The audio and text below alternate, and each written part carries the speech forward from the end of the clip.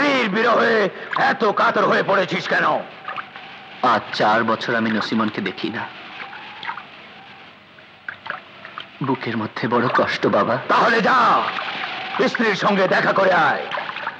ইচ্ছা থাকলেও আমি যেতে পারবো না বাবা। বিধির বিধান আমার জীবনে শক্ত বাধা হয়ে আছে। আজ এমন এক পবিত্র রাত, সৃষ্টিকর্তা তার সমস্ত বাধা বন্ধন মুক্ত করে দিয়েছেন। মানব সন্তানের জন্য সমস্ত দরজা খোলা। আজ রাত প্রিয়জনের সঙ্গে মিলনের রাত। আজ তোর স্ত্রীর সঙ্গে মিলন হলে কোনো ক্ষতি হবে না। তুই ইচ্ছা করলেই তোর স্ত্রীর কাছে যেতে পারবি। কি বলছেন বাবা? এটা কিভাবে সম্ভব? উপরওয়ালার ইচ্ছা থাকলে সবই সম্ভব। এই নে, এটা সুলেমানি রুমাল। এই রুমাল বিছিয়ে এর উপরে উঠে তুই যেখানে যেতে চাইবি যেতে পারবি। 100 দিনের পথ 1 নিমেষে নিয়ে যাবে। তবে সাবধান, তোর স্ত্রী ছাড়া অন্য কেউ যেন তোকে দেখতে না পায়। যদি দেখে তোর বিপদ হবে। তবে শুভে সাদিকের পূর্বেই রাজ্য ত্যাগ করে তোকে ফিরে আসতে হবে। জি বাবা।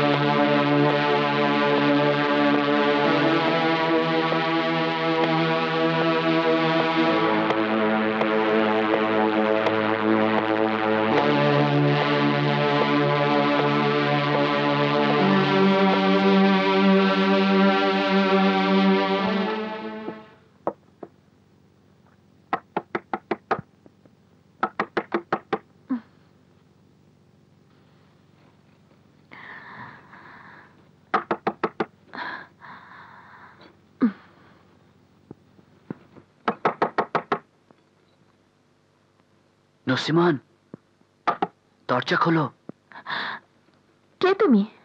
আমি তোমার স্বামী। অসভ্য জানোয়ার!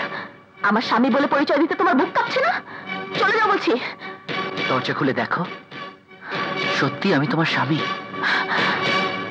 বিশ্বাস না হলে ওদিকে জানলাটা খুলে দেখো।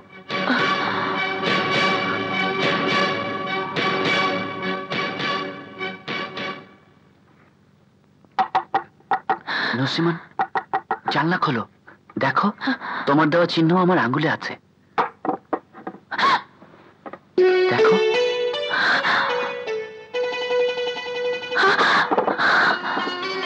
রাজকুমার,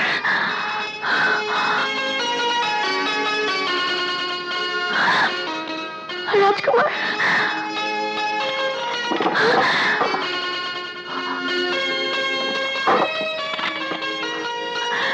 রাজকুমার, নসিমন। রাজকুমার, এই কি করে সম্ভব হলো রাজকুমার? বিধির বিধানে যা লেখা আছে তা তো হবেই। আজ রাতে তোমার কাছে আসা, এটাও বিধির বিধান।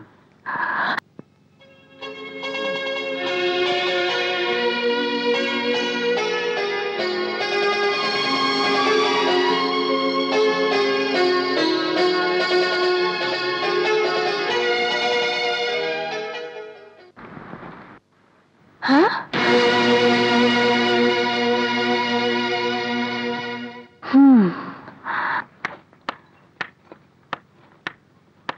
রাজমা, বৌরানীর ঘরে দরজা খোলা, এলোমেলো ভাবে ঘুমে অচেতন। ব্যাপারখানা আমার কাছে ভালো মনে হচ্ছে না। কি বলছো দাসী? চলো তো গিয়ে দেখি।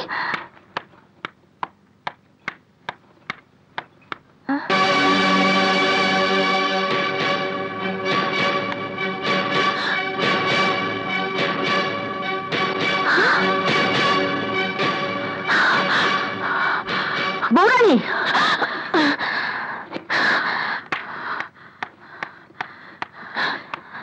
কি হাল হয়েছে তোমার বৌরানী? না মানে বলো, কোন পরপুরুষ তোমার ঘরে এসেছিল?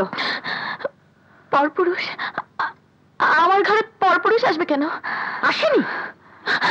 তাহলে তোমার মুখে আদরের দাগ কেন? পিকদানিটা কানের পিক কে ফেলেছে? আমি যে টেবিলে খাবারের ছুটা, নিশ্চয়ই তোমার ঘরে পরপুরুষ এসেছিল। আমাকে অবিশ্বাস করবেন না আম্মি জান, সত্যি সত্যি কোনো পরপুরুষ আমার ঘরে আসেনি। বিশ্বাসের কাজ তো তুমি করনি, নারীর নারীত্ব তুমি রাখনি, এই রাজবাড়ির সম্মান তুমি রাখনি, পরপুরুষের সঙ্গে রাত কাটিয়ে তুমি হয়তো কলঙ্কিনী। বলো, কে এসেছিল তোমার ঘরে? আমার স্বামী। মিথ্যা বলছো তুমি। রাজকুমার তোমার ঘরে আসতে পারে না, এলে মুখ দিয়ে রক্ত উঠে সে মারা যেত। আমি মিথ্যে বলছি না আম্মি জান, সত্যি আমার ঘরে রাজকুমার এসেছিল। না, আমাকে তুমি বিশ্বাস করাতে পারবে না। আমার বিশ্বাস তোমার পুরানো নাগর সুরুজ তোমার পিতার মৃত্যুর সংবাদ দিতে এসে তোমার সঙ্গে রাত কাটিয়ে গেছে। না আম্মি জান, আমাকে আপনি মিথ্যা অপবাদ দেবেন না। তোমার মতো চরিত্রহীনা কলঙ্কিনীর স্থান এই পবিত্র প্রাসাদে হবে না। যাও, দূর হয়ে যাও।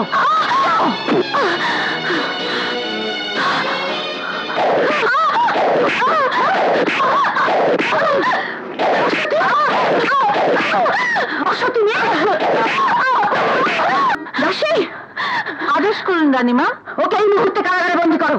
চলে যাও। আসুন। যাও।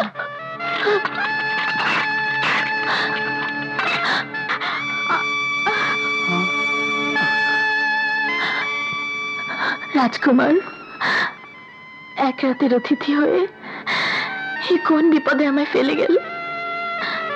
মিথ্যে কলঙ্কের কালিতে আমি এখন কারাগারে বন্দী।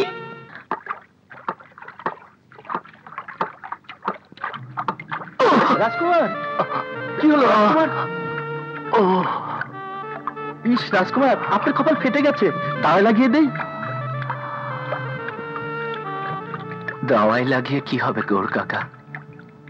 বিধি যার বাপ, কপাল তো তার ফাটবেই।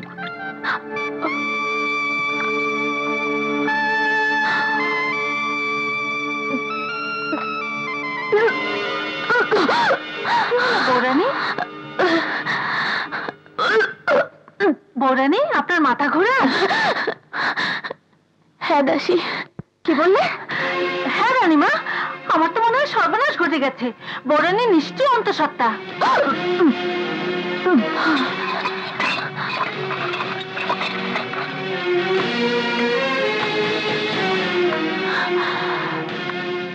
সত্যি করে বলো, তোমার পেটে ওই অবৈধ সন্তান কার?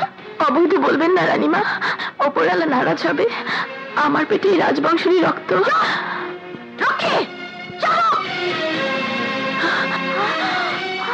বলো, তোমার পেটে কার বাচ্চা? আমার স্বামী।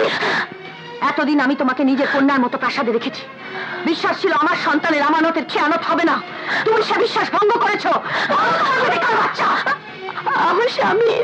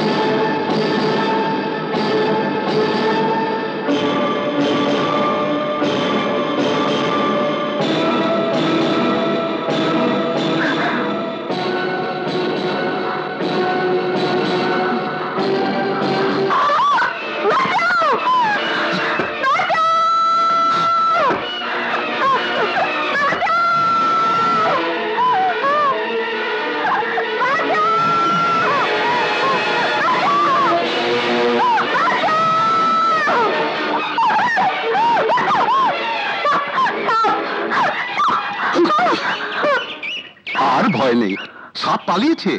কে তুমি মা? আমি এক হতভাগিনী। এই গভীর জঙ্গল কেন এসেছো? আমার পোড়া কপাল তাই এখন থেকে এই বনে আমাকে বাস করতে হবে। এই বনে তুমি বাস করতে পারবে না, যুদ্ধ যেন তোমাকে মেরে ফেলবে। তার চাইতে তুমি আমার ঘরে চলো মা। তোর জীবন কাহিনী সত্যি বড় দুঃখের মা। কাঁদিসনি মা, কাঁদিসনি। দুনিয়াতে যার কেউ নেই, উপরওয়ালা তার সহায়। আজ থেকে আমরাই তোর মা বাবা। এখন থেকে তোর সব দুঃখ কষ্ট দূর হয়ে যাবে মা। আতসী, তুমি মুক্ত। রাজবাড়িতে তোমার প্রয়োজন শেষ। তুমি তোমার বাবার বাড়িতে চলে যাও, আর কোনোদিন রাজবাড়িতে আসবে না। তালা খোলো।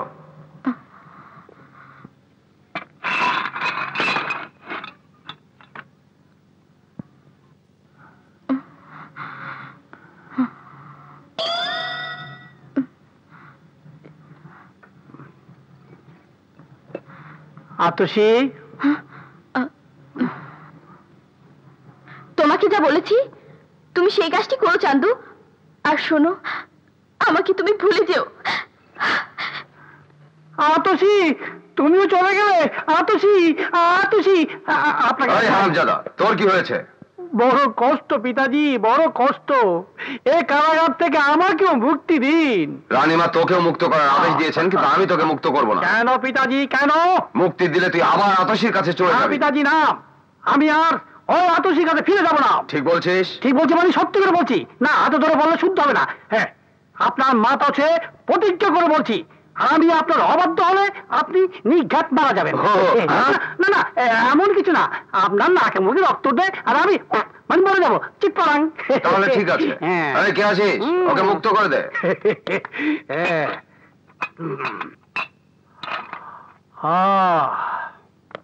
বাপ রে বাপ, হাত ছেড়ে বসলাম। চলি পিতাজি। ও তবে ইহজন্মে আর দেখা হবে বলে আমার মনে হয় না। তার মানে কোথায় যাবি তুই? যেখানে রাজকুমার নেই, বৌরানী নেই, যেখানে আমার আতসী নেই। তুই আমার মাথা ছুঁয়ে প্রতিজ্ঞা করেছিস। এই জন্য যে আপনার মরণ হলে আমি খুশি হব, কারণ কোনো বাধা থাকবে না। আমি আতসীকে সহজে বিবাহ করতে পারিব। এটাই সত্যি। আপনার লক্ষ্মী সজ্জাই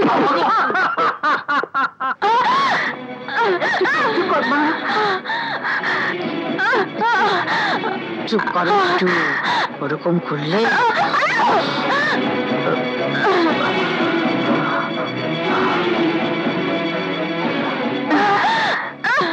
একটু সহ্য কর মা, সহ্য কর।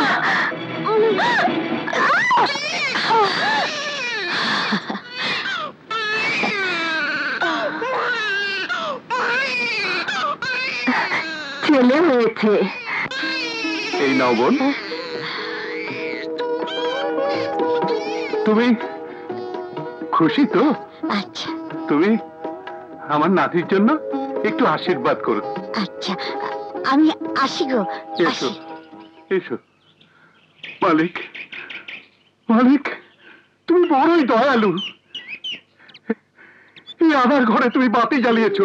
খোকা, আমার খোকা, আমার খোকা কই? শান্ত হও। ওগো, ওগো, তুমি আমার খোকাকে এনে দাও। শান্ত হও। খোকাকে ছেড়ে আমি বাঁচবো না। শান্ত হও, শান্ত হও, শান্ত হও, শান্ত হও তুমি।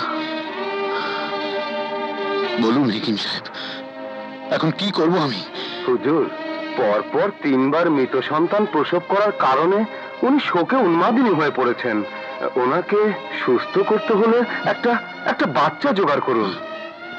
বাচ্চা? হ্যাঁ, বাচ্চা। যেখান থেকে পারেন একটা বাচ্চা এনে ওনার কোলে দিন, তাহলে উনি সুস্থ হয়ে উঠবেন। নইলে সন্তানের শোকে ওনার মস্তিষ্ক চিরদিনের জন্য নষ্ট হয়ে যেতে পারে, এমনকি মৃত্যু হতে পারে। আমি আসি হুজুর। তাই মা, তুমি কি পারো না আমাকে একটা বাচ্চা এনে দিতে? তাই মা, আমি তোমার হাত ধরে মিনতি করছি, যেখান থেকে হোক একটা বাচ্চা আমাকে এনে দাও। সে যদি রাস্তার হয়, যা হয় হোক, দম হোক, চাঁড়াল হোক, একটা বাচ্চা আমায় এনে দাও। আমি কথা দিচ্ছি, আমি আমার এই বিশাল জমিদারি আমি তাকে লিখে দিয়ে যাব। তাই মা একটা বাচ্চা এনে দিয়ে আমার স্ত্রীকে তুমি বাঁচাও, আমার স্ত্রীকে তুমি বাঁচাও। আপনি শান্ত হন, আপনি শান্ত হন হুজুর। আমি আপনাকে কথা দিচ্ছি, আমি আপনাকে কথা দিচ্ছি, যেখান থেকে পারি আমি আপনাকে বাচ্চা এনে দেবো। হ্যাঁ হুজুর, যেখান থেকে পারি আমি বাচ্চা এনে দেবো। আমি আসছি হুজুর, আমি আসছি।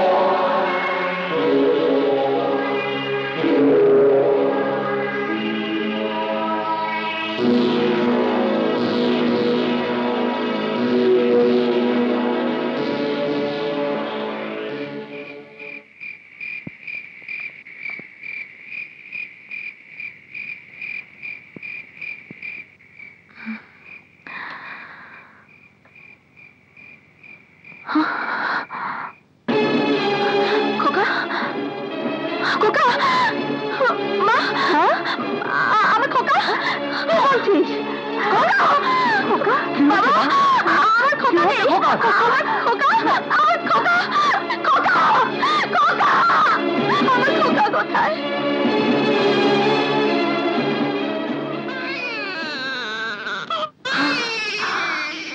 আমার খোকা, আমার খোকা, ওরে আমার খোকা, কাঁদিস না, কাঁদিস না, ওরে আমি তোর মা, আমি তোর মা। গিনি, খোকার মুখখানা একবার আমায় দেখাও, আমি প্রাণ ধরে দেখি। দেখো, দেখো। তাই মা, তুমি আমাদের মুখে হাসি ফুটিয়েছ, কি দিয়ে তোমায় খুশি করব বলো? আমার কিচ্ছু চাই না হুজুর, কিচ্ছু না, শুধু আপনার আশীর্বাদ চাই। জীবনে তুমি অনেক কষ্ট করেছো, আর তোমায় কষ্ট করতে হবে না। আজ থেকে তুমি আমার এই মহলেই থাকবে। ওগো, খোকার নাম রাখবো লাল।